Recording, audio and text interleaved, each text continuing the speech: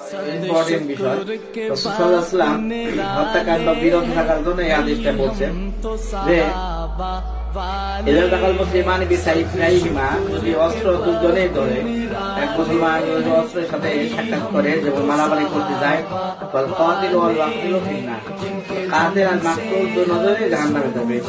এখন প্রশ্ন হলো, যে হত্যা করলো সে জাহান্নামী হবে, ঠিক আছে, যে নিহত হয়েছে অন্যায় ভাবে সে তো জাহান্নামী না, সে জান্নাতে যাওয়ার কথা, শহীদ মর্যাদা পাওয়ার কথা।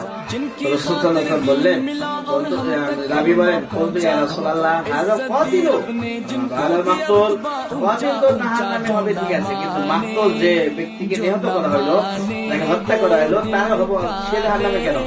ক্বালা ইন্নাহু কানা হারিসান আলা কাতলি সাহিবিহি, কেননা এই লোকটাও তার অপর ভাই মুসলমান ভাইকে হত্যা করার প্রতি লোভ রাখতো, কারণ সে সুযোগ পায় নাই।